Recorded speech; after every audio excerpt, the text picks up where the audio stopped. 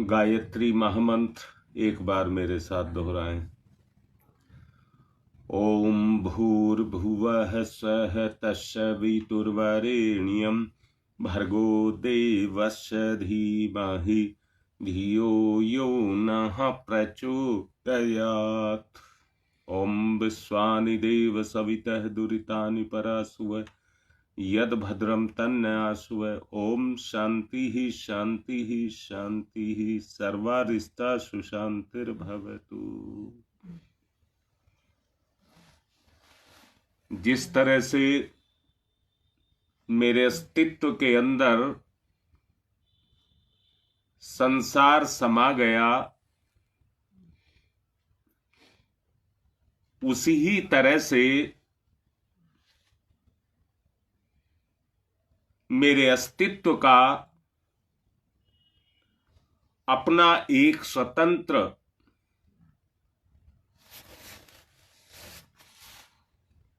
स्वरूप है।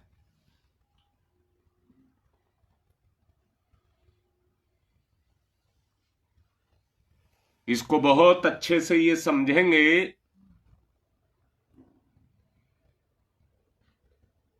मेरी चेतना के विरुद्ध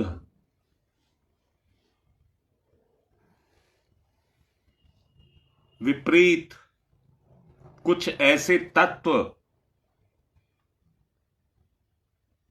जो मेरी चेतना में आकर के समा गए,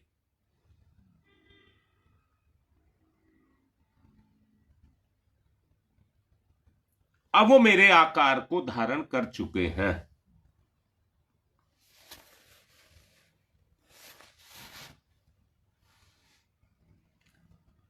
ये ही द्वंद्व है। मैं अपने को नहीं पहचान पा रहा,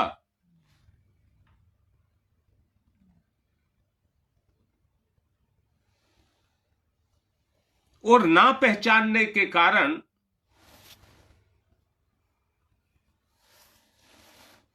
मेरी वृत्ति संसार की तरफ हो गई।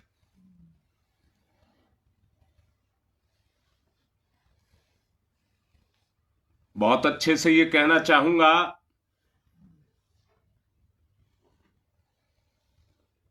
स्वभाव में गंभीर हो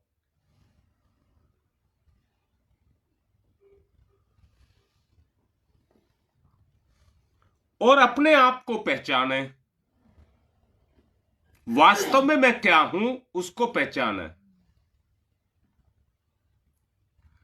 और शुरू से ही ये कह रहा हूं,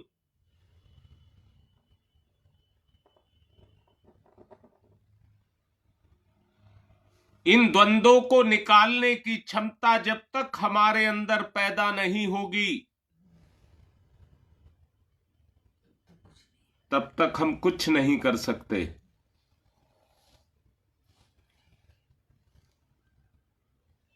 यही मेरी कमजोरी है।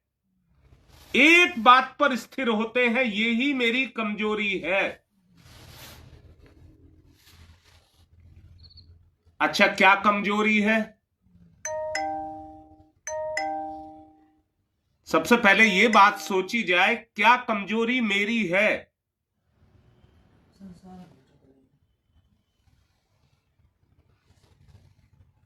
बेटा, वैसे तो बहुत सारी बातें बोलते हो,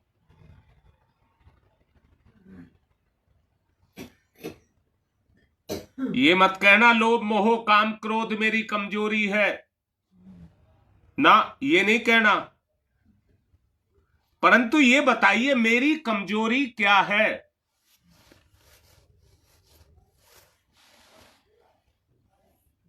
जिससे ये सारी पैदा हुई हैं।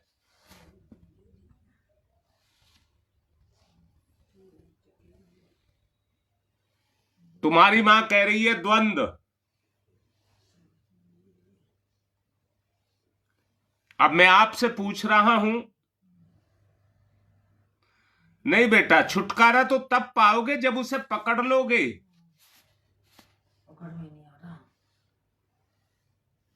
ना बेटा, ये भी कमजोरी नहीं है। ये भी हमारी कमजोरी नहीं है।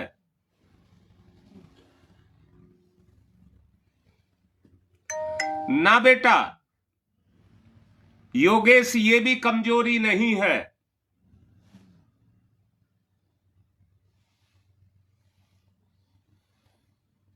अब कमजोरी मैं बताऊंगा। अधैर्य, अधैर्य।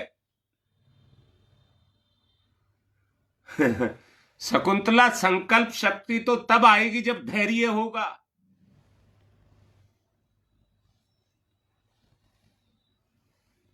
इस अधैर्य के कारण पैदा हुआ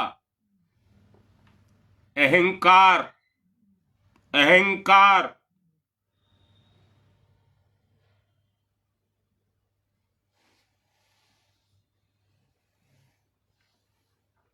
जरा देखिए, पहचानिए। जब तक अहम रहेगा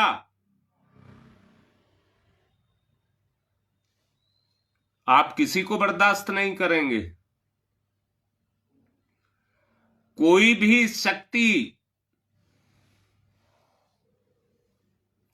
आपकी शक्ति पर काम नहीं कर पाएगी। अहंकार के कारण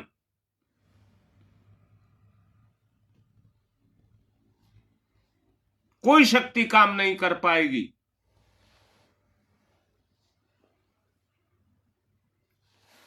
इसलिए सबसे पहली बात एक ही है, अहंकार को मिटाना। पर मिटा नहीं सकोगे। धैर्य,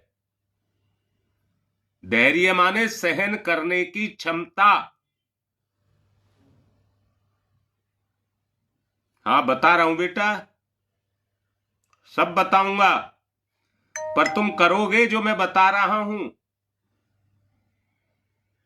हाँ नितिन, बात बहुत कुछ ठीक है, अगर कहना मानो तो एक बात बता रहा हूं। जरा कल्पना से बैठ करके देखिए नदी के सामने। कल्पना से कहा है, नदी के सामने बैठ करके देखिए। हमें नदी तो बहती हुई दिखती है, पर उस नदी के अंदर रेता, तिनके, झाग, लकड़ी, कबाड़, वो बहता भी देखा है क्या?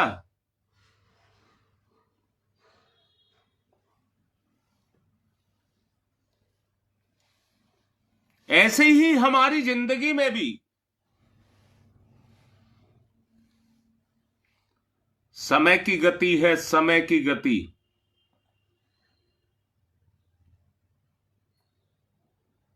और समय में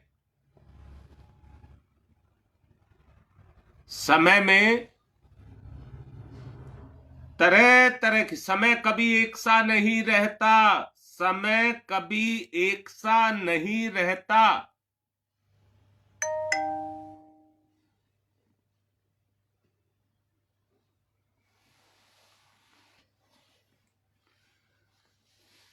मुझे बेटा, अगर आप सब शुभकामनाएं ये दें, सभी लिख रहे हैं ज्यादातर कि नई साल की शुभकामनाएं, पर इससे मेरा शुभ हो जाएगा क्या?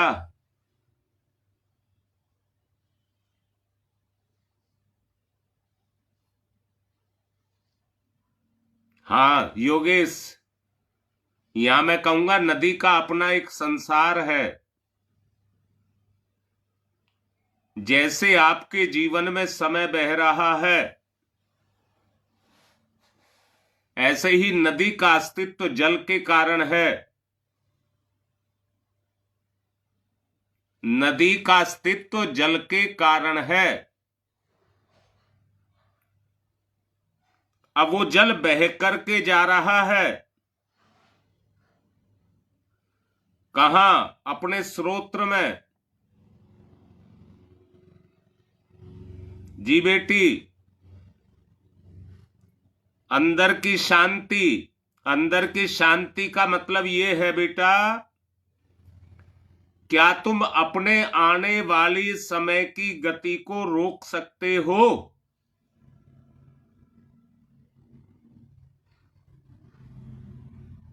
जी बेटा सुदेश, मैं ये कह रहा हूं जो अभी नैना लिख रही है, अंदर की शांति के बारे में लिख रही है। अंदर की शांति तभी आएगी जब सब सहन करने की क्षमता आपके अंदर होगी। जब सहन कम, जरा दोबारा से सुनना बेटा, जब कोई हमारी कमी या हमारे सामने दुख की कोई घटना या हमारी इच्छा के विपरीत कोई भी चीज आ जाती है तो हम उसे सहन नहीं कर पाते। अगर हम समभाव में रहें, अगर हम समभाव में रहें, हर स्थिति में दृष्टा बन करके रहें, अपने जीवन के दृष्टा बन करके रहें, जो आ रहा है वो जा रहा है, तो द्वंद्वों से छुटकारा और सुख शांति की प्राप्ति हमें होने लग जाएगी।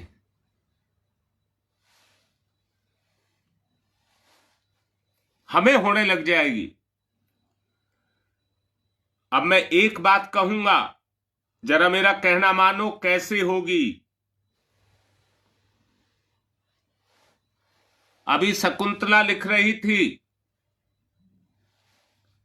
संकल्प शक्ति के बारे में, शकुंतला लिख रही थी,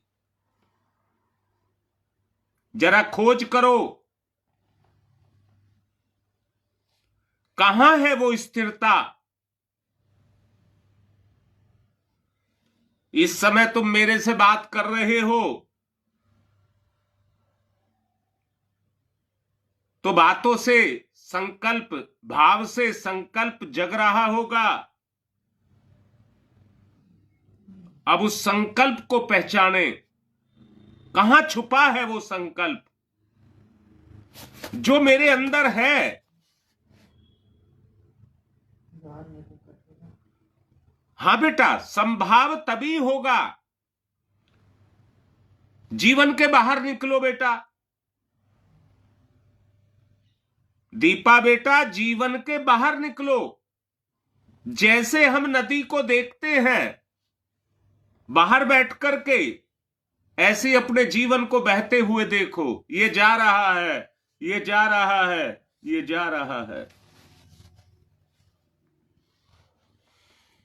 कहीं ऐसा तो नहीं जैसे नदी के प्रवाह में बहते हुए पेड़ के बड़े बड़े पेड़ भी बहते हुए चले जाते हैं, कहीं ऐसा तो नहीं इस समय के प्रवाह में मेरा जीवन भी बह करके जा रहा हो पतन की तरफ। दीपा देखो बेटा, जो मैंने बोला है, मैं कहां हूं, जब तक आप जीवन के बाहर नहीं निकलेंगे, अपने जीवन को दूर खड़े होकर के देखिए। देखो बेटा,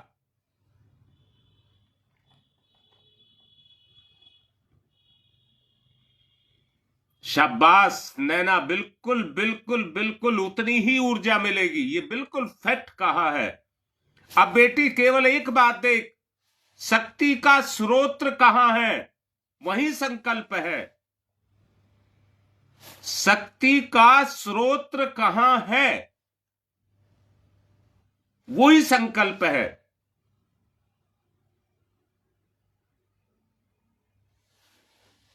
बेटा, नदी के बहते हुए जल में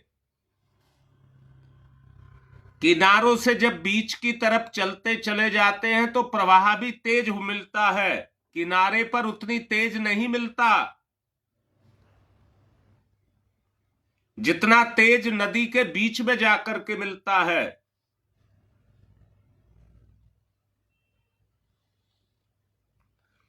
हमारी स्थिति ये है कि हम नदी के बीच में पड़े हैं, पर उसके प्रवाह को रोकने की ताकत हमारे अंदर नहीं है। बेटा, कर्मों की गति को आप रोक नहीं सकते।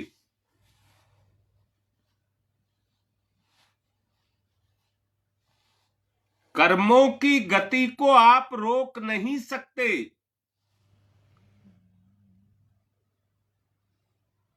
बेटा, दोबारा कह रहा हूं, नदी के साथ साथ बह जाना संभव नहीं है।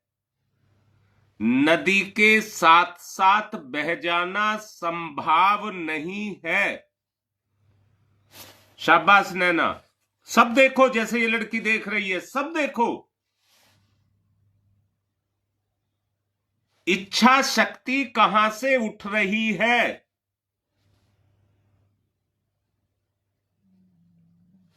ए बेटा, एक बात बताओ, इच्छा में तो अच्छी सी इच्छा और गंदी इच्छा सब तरह की होती है, पर एक बात जान लेना, अच्छा अच्छा करोगे तो भोगने के लिए आओगे, और बुरा बुरा करोगे तो भी भोगने के लिए आओगे। बोलो, अरे पाप करोगे तो पाप को भोगोगे, और पुण्य करोगे तो पुण्य को भोगने के लिए आओगे।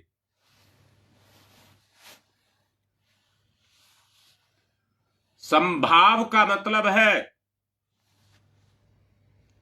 जो समय मुझके कर रहा है, जो समय मुझसे कह रहा है, वही मुझे करना है। स्थिति, परिस्थिति, घटना,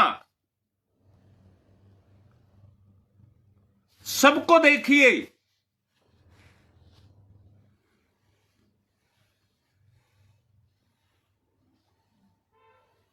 नैना बेटी, एक बात बता, वो ये बता, समय के अनुसार ही तो खेती होती है। समय तो तब भी है, अब गेहूं की खेती हो रही है। हाँ, बता रहा हूं बेटा, बता रहा हूं, जो बता रहा हूं उसको समझिए। मैं कह रहा हूं इस समय गेहूं की खेती हो रही है। क्या मक्का बाजरा की खेती भी की जा सकती है? बाबा राम बताओ।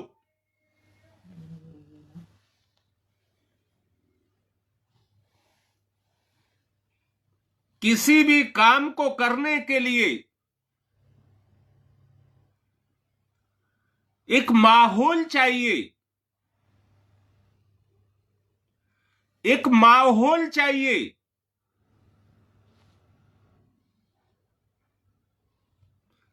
देख ले बेटा, यही मैं भी कह रहा हूं।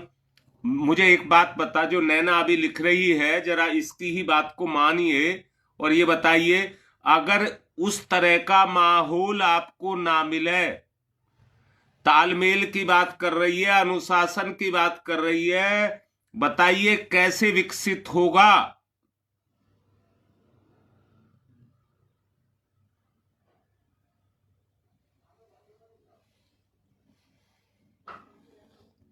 नहीं बेटा, एक समय पे एक ही फसल हो सकती है, तो एक खेत में गेहूं बो दो और एक खेत में बाजरा बो दो।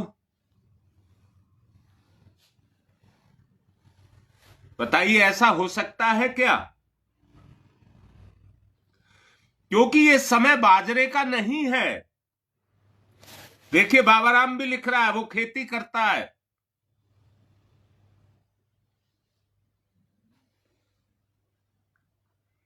एक समय पे दोनों चीज नहीं हो सकती,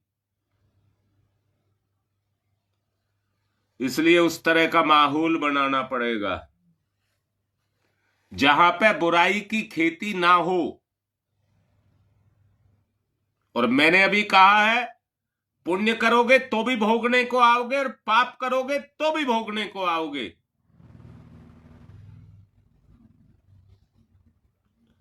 वातावरण आवश्यक है ना बेटा।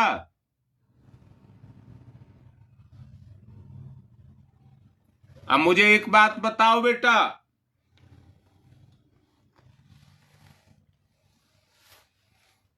वो मैं ये पूछना चाहूंगा, अगर कोई आपको गाली दे रहा है, आपका बुरा कर रहा है, तो वो बुराई को विकसित कर रहा है कि नहीं कर रहा?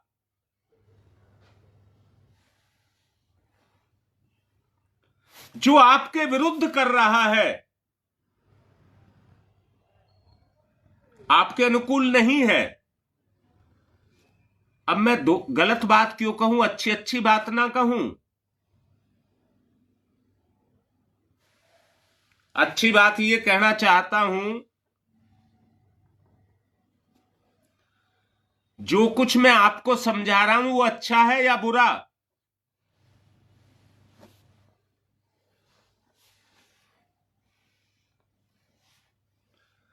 बेटा मुझे पहले ये बताओ, मैं कह रहा हूं जो मैं आपको समझा रहा हूं, अगर इस रास्ते पर चला जाए तो क्या हो, कैसा रहेगा?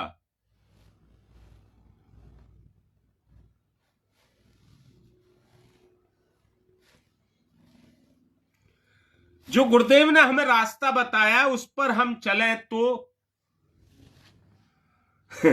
अब नैना यही तो बात कह रहा हूं बेटा, अगर कोई गाली दे तो हम शांत रहें, रहो।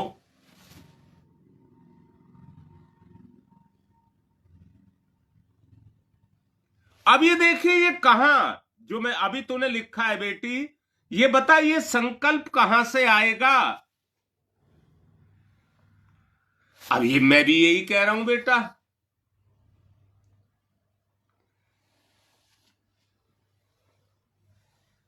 एक माहौल चाहिए। अब तुम ही कह रहे हो अच्छा, तो चलो उस पर। हां मुरलीधर, बिल्कुल ठीक है, जीवन बदल जाएगा ना। अब यही कहना चाह रहा हूं बेटा, फिर से समझ लो, तुमने पुण्य किया तो भी जन्म लेना पड़ेगा, तुमने पाप किया तो भी जन्म लेना पड़ेगा।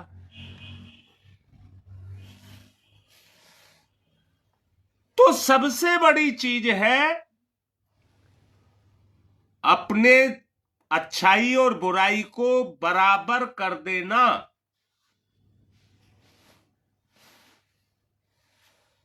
बेटा एक बात मैं पूछना चाहूंगा, धरती हमेशा प्लेन, समतल अच्छी लगती है।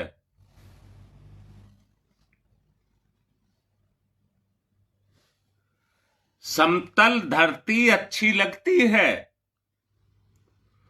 ऊंची नीची हो तो चलने वाले को कष्ट होता है। पक्की सड़क प्लेन हो तो पैदल चलने वाले को भी अच्छी लगती है। अंदर से देखना, पैदल चलने वाला भी पक्की सड़क पर चलना चाहता है, साइड में नहीं चलना चाहता।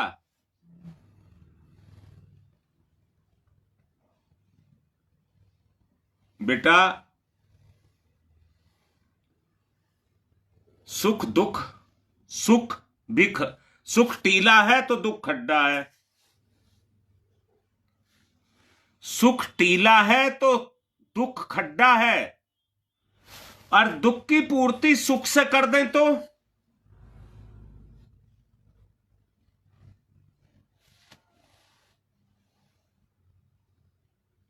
हां बता रहा हूं बेटा, वो तभी हो पाएगी बेटा, कब हो पाएगी? समतल, समतल जो आ रहा है मेरा भाग्य है। मुझे ना सुख चाहिए ना मुझे दुख चाहिए, बस कर्म भोगने के लिए आए हैं, कर्म को भोगने के लिए आए हैं।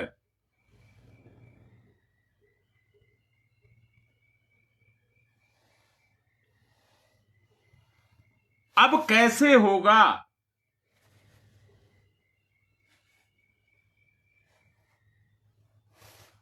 मैं आपसे एक सवाल कर रहा हूं बेटा, तुम्हें जड़ होना चाहिए या चैतन्य?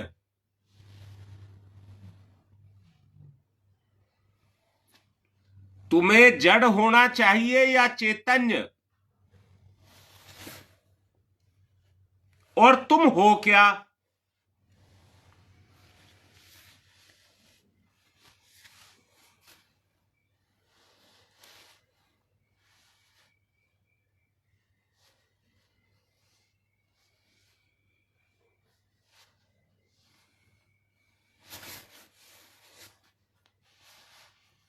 जी जी जी जी, आप लिख रहे हैं चैतन्य, तो फिर जड़ की तरफ क्या कर रहे हो?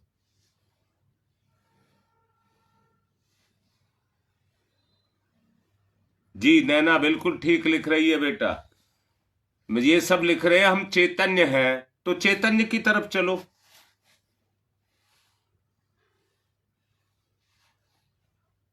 चेतना की गति तो जड़ की तरफ है, तो द्वंद्व होगा या नहीं होगा? बेटा ये एक ऐसी इच्छा है जो कभी पूरी नहीं होगी। अभी तुम में से लिखा था कोई से ने कि सबसे बड़ी कमी है हमारी इंद्रियां। बिचारियों को क्यों दोष दे रहे हो? वो तो आपकी सेवक हैं।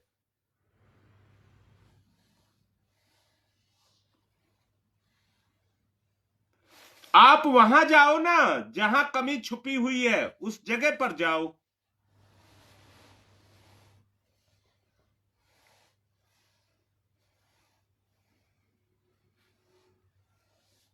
बेटा इंद्रियों की प्रधानता हो गई, और उस प्रधानता के कारण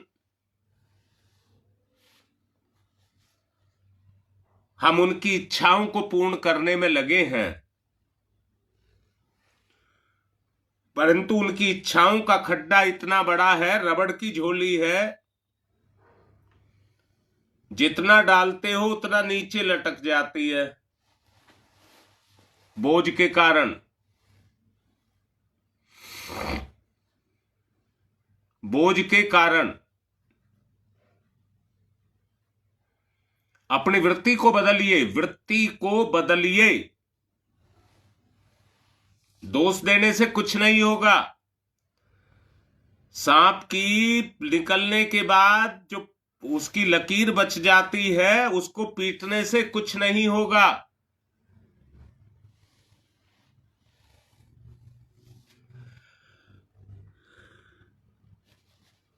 समता को लाना होगा।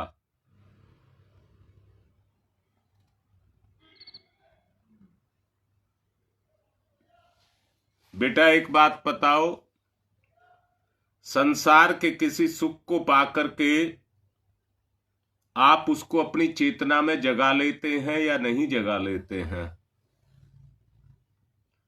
आज हमारी, जैसा मैंने अभी कहा, गाली अगर हमें कोई दे तो हमारी चेतना पर कितनी तेजी से काम करती है, परंतु अच्छी बात क्यों नहीं करती?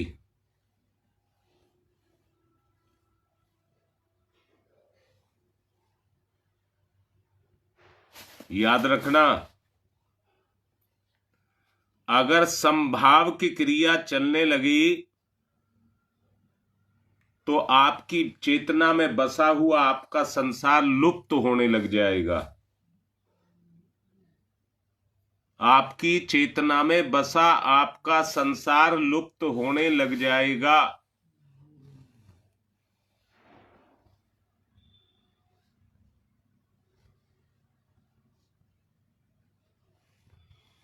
बहुत काम की बात ये कही है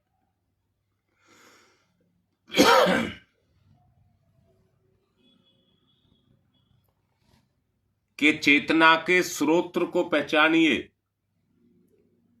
वहीं पे हमारा संकल्प जुड़ा है, वहीं पर है हमारा संकल्प।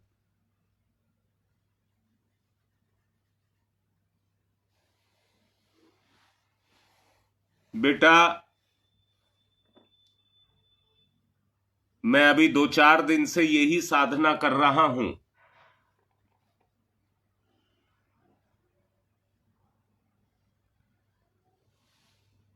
क्या साधना कर रहा हूं? अपने आप को ढूंढ रहा हूं।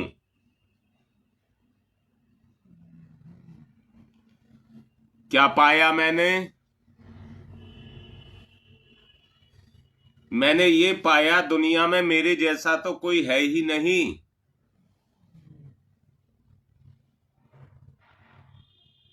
बेटा, क्या बात कह रहा हूं जरा सुन लेना। दुनिया में मेरे जैसा तो कोई है ही नहीं। गलत अर्थ में मत ले जाना बेटा।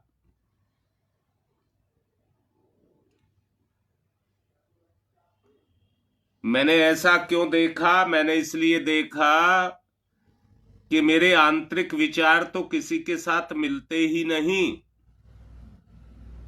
जिसको मैं अपना कह सकूं। विचार से ही तो व्यक्ति एक होता है।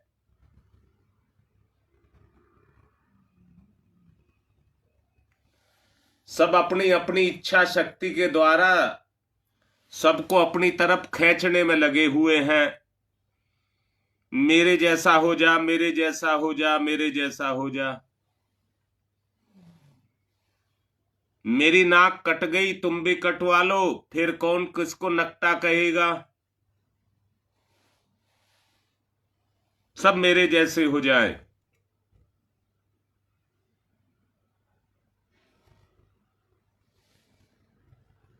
तो संभाव कैसे होगा? संभाव कैसे होगा? जरा ऊंचा सोच करके देखिए। मैं तो अपने आप में जब साधना कर रहा हूं, चलते फिरते हुए साधना कर रहा हूं। आज मैं जब घूमने गया तो मैं एक सपना देख रहा था। मैं जंगल में हूं और अकेला हूं।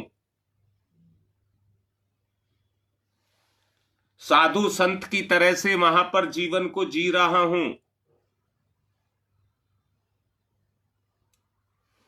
अपनी संकल्प शक्ति को बटोर रहा हूं। अचानक मेरे सामने एक शेर आ जाता है। शेर, द्वंद का शेर, द्वंद का शेर मेरे सामने आ जाता है, मेरी कुटिया के सामने, जंगल में अकेला। शेर आ गया तो जरा एकांत में जाकर के देखना, स्वभाव से जानना। मुझे अंदर से डर लगने लगा। शेर आ गया, मुझे खा जाएगा। यही द्वंद है, यही द्वंद है। विचार में पैदा होने वाला विकार ही मुझे अपनों से दूर लेकर के जा रहा है।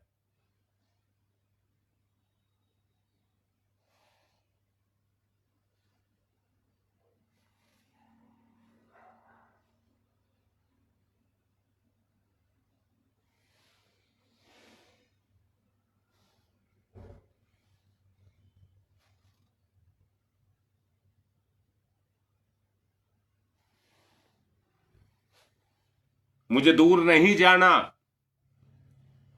समता आ जाए, समता।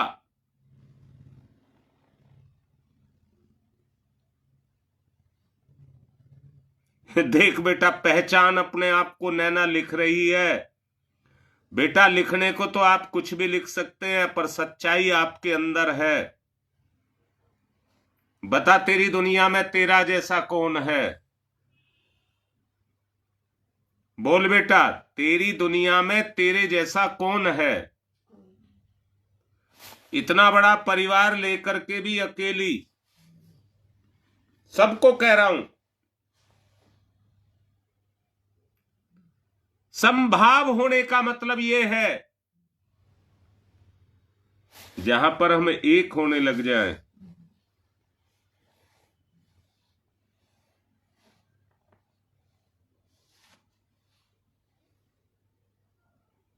अब दोबारा कह रहा हूं बेटा, मैंने कहा है मैं दुनिया में अकेला,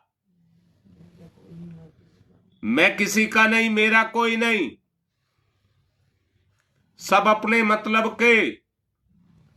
अपने मतलब को पूरा कर रहे हैं। मेरा साथ कौन देगा? और साथ मुसीबत में चाहिए।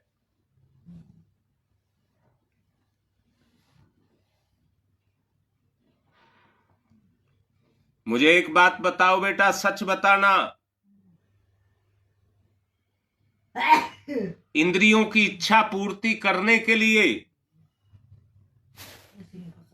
इंद्रियों की इच्छा पूर्ति करने के लिए माँ बेटा, पिता पुत्र सब एक दूसरे का साथ देते हैं इंद्रियों के लिए।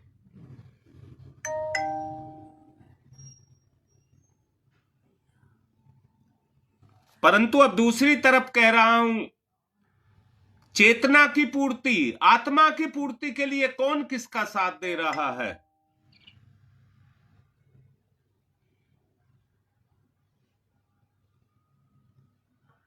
दिक्कत जो है वो यहीं पर है।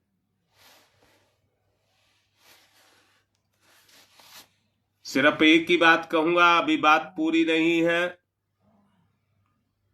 क्योंकि समय पूरा हो चुका है। कल फिर इसी बात को समझाऊंगा। मुझे आपका मूलाधार जगाना है, जो छुपा हुआ है। उद्देश्य अभी सामने नहीं है, अभी तो हम बातों में जा रहे हैं, बातों में बह रहे हैं। जब तक एक जो संभाव नहीं होंगे, दीपा सुन रही है मेरी बात को, जब तक हम संभाव नहीं होंगे, अपना साथ सब लेना चाहेंगे, कोई किसी का साथ नहीं देना चाहेगा। गलत काम में तो देने के लिए तैयार हो जाएंगे। दूसरे की थाली का भोजन मुझे खाने को मिल जाए,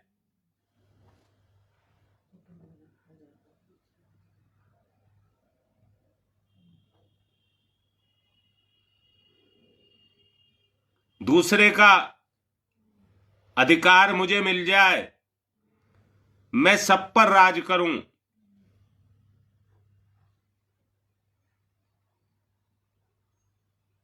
ये कौन चाहता है? और वो तभी होगा बेटा जब तक हम संभाव नहीं होंगे।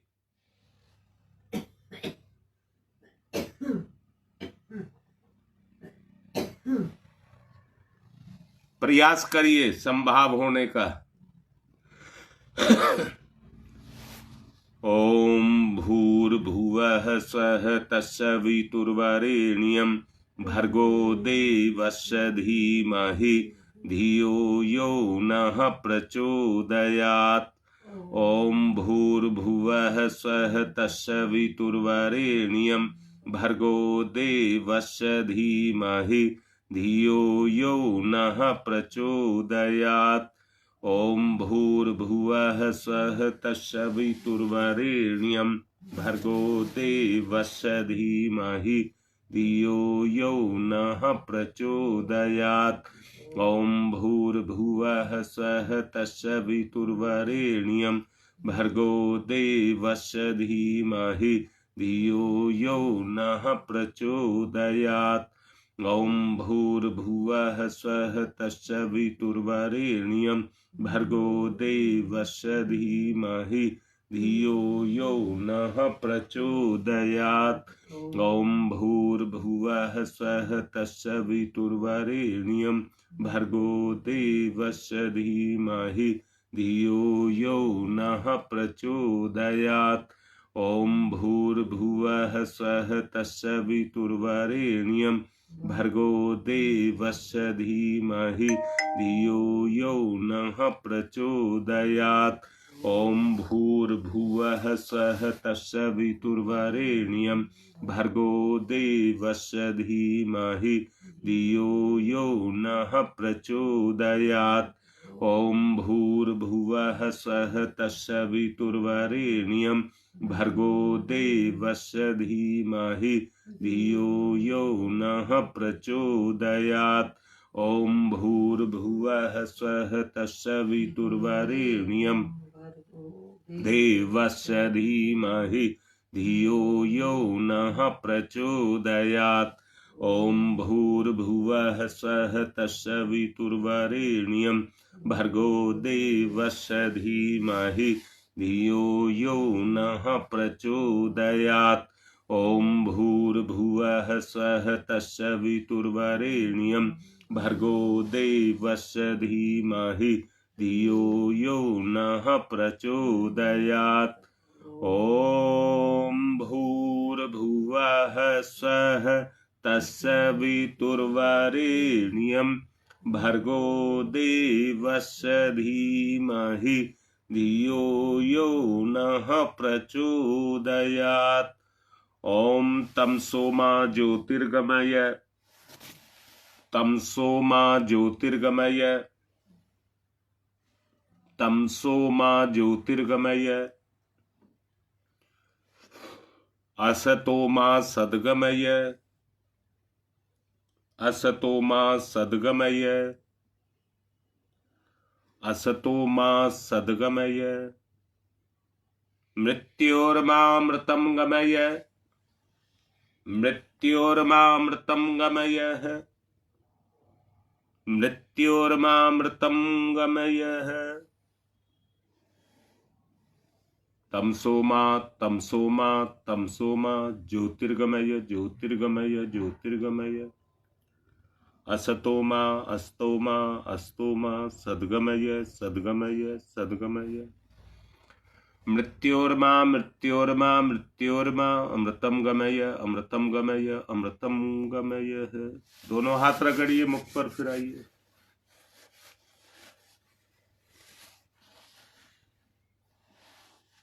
किस किस का नाम लूं? सबसे पहले नैना दिख रही है, उसके ऊपर योगेश दिख रहा है, उसके ऊपर शुभम दिख रहा है, उसके ऊपर दीपा दिख रही है। अब मैं सबको कह रहा हूं और सबसे हृदय से बोल रहा हूं, सब मुझे अपने में मिला लो। सब मुझे अपने में मिला लो। मैं मिटना चाहता हूं। मैं अपने आप को मिटाना चाहता हूं और आपके साथ मिलना चाहता हूं। आपकी चेतना में अपनी चेतना को मिलाना चाहता हूं।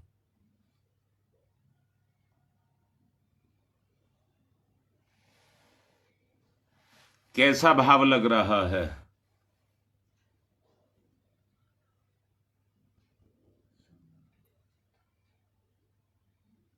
जहां समानता होगी वहीं समन्वय होगा।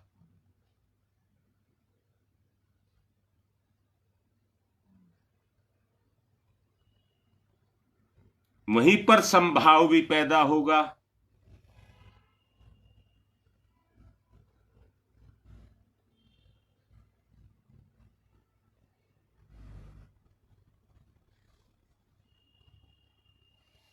विलय,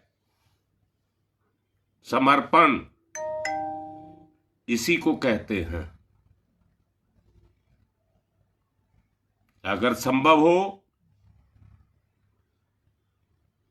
तो अपने अंदर ढूंढ करके देखें। सिर्फ एक ही चीज के लिए होगा। अगर कोई ये कहेगा कि तुम्हें मैं अपना बनाना चाहता हूं तो वो गलत हो जाएगा। जहां पर ये कहेगा मैं तुम में मिलना चाहता हूं, अपने आप को मिटाना चाहता हूं, वहीं पर समन्वय होगा।